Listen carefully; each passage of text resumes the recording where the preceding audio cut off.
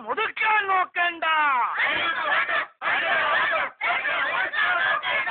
പ്രേമിക്കും പ്രേമിക്കും ഇനിയും ഞങ്ങൾ പ്രേമിക്കും.